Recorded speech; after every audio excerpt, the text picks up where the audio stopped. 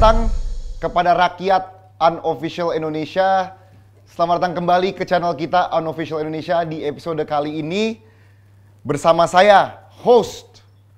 Saya kali ini nggak mau pakai jokes-jokes presiden karena ada seorang putri mantan presiden yang hadir ya. Jadi saya nggak bakal ada jokes-jokes itu di sini. Saya adalah host kali ini untuk Unofficial Indonesia. Dan bagi yang baru pertama kali nih datang ke Unofficial Indonesia, Unofficial Indonesia adalah ruang aman untuk berbicara apa saja bagi semua kelompok untuk menebarkan pesan positif bahwa hashtag Indonesia Cinta Damai, hashtag Indonesia Maju Bersama, dan yang salah satu yang terpenting nih, hashtag Papuan Lives Matter. Di episode kali ini, episode lalu kita membahas tentang dana otsus dan masa depannya seperti apa. Kali ini kita akan diskusi tentang hak asasi manusia di Papua. Dan untuk yang pertama ini kita akan membahas tentang hak asasi warga Papua ini sudah sejauh mana. Tapi sebelum kita masuk nih ya ke topik, saya akan memperkenalkan narasumber yang hadir hari ini. Jadi pertama kita ada, saya nggak mau salah baca jabatan nih, jadi saya akan dengan pelan membacakan ini. Kita ada Direktur HAM Berat Kejaksaan Agung Republik Indonesia, Pak Yuspar. Selamat datang Pak Yuspar. Halo. Ya, selamat siang, selamat datang Pak Yuspar. Terima kasih bisa hadir bersama kita hari ini. Untuk narasumber kedua, kita ada Kepala Kantor Komnas HAM Papua, Pak Frits Ramande. Selamat siang, selamat datang Pak Frits.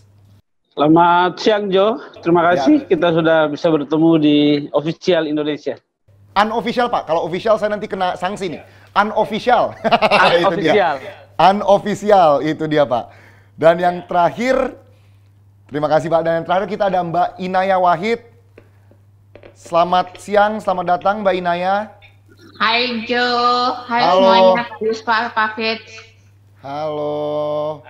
Wajah yang sangat tidak asing ya, wajah yang sangat tidak asing ini Mbak Inaya. Oke. Mungkin untuk pertama ini, pertanyaan-pertanyaan saya akan lebih dituju kepada Pak Yuspar dan Pak Frits ya. Mbak Inaya bisa mendengar, dan mungkin nanti di akhir Mbak Inaya bisa memberi beberapa tanggapan atas obrolan kita hari ini. Tetapi sebelum kita ngobrolin tentang HAM di Papua, saya mau ngobrolin tentang HAM aja nih. Tentang hak asasi manusia aja. Ini kepada Pak Frits dan Pak Yuspar ya. Indonesia ini negara kita udah makin maju. Berdasarkan dan bahkan kata Bank Dunia, Indonesia tuh udah jadi negara kelas menengah atas di tahun 2020. Jadi kalau secara pembangunan, kemajuan, infrastruktur dan lain-lain, kita bisa dianggap maju. Tapi kita jangan bahas tentang hal pembangunan deh, kita bahas tentang hal-hal basic di negara ini. Kita membahas hak untuk hidup, hak kebebasan, dan hak keamanan untuk rakyat Indonesia. Atau hal-hal yang disebut hak asasi manusia. Nah, menurut Bapak nih, menurut Bapak-Bapak, apa sih makna sesungguhnya dari HAM? Dan juga sejauh mana negara kita udah menyediakan HAM nih dari Sabang sampai Merauke? Boleh Pak tanggapannya? Dari Pak Frits itu kita bisa nanya pertanyaan bagian duanya ya. Sejauh mana Indonesia sudah menyediakan hak asasi manusia untuk seluruh rakyat Indonesia? Menurut Pak Frits nih. Iya, Pak Jo. Ya. Bung Jo, ya. Pak Ayus, mohon izin mendahului Inaya. Kalau itu pertanyaannya, maka dari aspek negara, kebijakan negara, menyebutnya bahwa negara telah menyediakan fasilitas konstitusi. Negara memfasilitasi itu dengan menyediakan konstitusi untuk upaya pemajuan, promosi, dan penegakan hak asasi dengan seperangkat undang-undang. Misalnya kita lihat undang-undang tentang HAM, Undang-Undang 99, Undang-Undang nomor 39 tahun 99. Ya. Itu tentang bagaimana mendefinisikan apa itu hak asasi manusia dan mengatur tentang hak dan kewajiban. Nah, itu pertama. Yang kedua adalah ada seperangkat undang-undang yang lain. Nah, jadi kalau kita melihat komitmen negara, politik negara, upaya pemajuan dan promosi itu telah difasilitasi dengan seperangkat undang-undang. Nah, tentu ini menjadi Undang-Undang 39 itu kan turunan dari amanat Undang-Undang Dasar 45. Nah, dari aspek perundangan itu sudah ada. Problem utama di dalam negara ini adalah bagaimana pelaksanaan undang-undang itu yang kemudian menjadi masalah krusial, yang kemudian menimbulkan masalah baru di dalam penerapannya.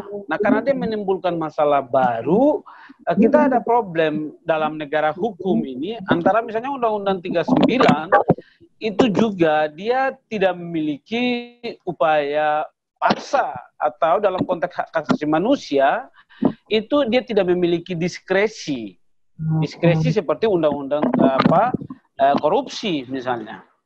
Nah, itu jadi problem sehingga kemudian dalam konteks penyelesaian selain undang-undang 39 tentang hak asasi manusia, kita punya undang-undang 26 2000 tentang bagaimana mekanisme penyelesaian peristiwa HAM berat. Nah, kalau kita lihat Undang-Undang 39, lembaga, Undang-Undang 39 dan Undang-Undang 26 2000, satu-satunya lembaga yang diberi amanat untuk menentukan sebuah peristiwa itu memenuhi pelanggaran HAM berat hanya Komnas HAM.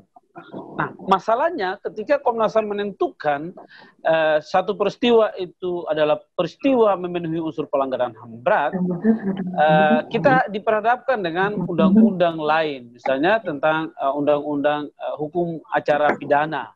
Nah, bagian ini maka tentu menjadi tarik ulur dengan kejaksaan.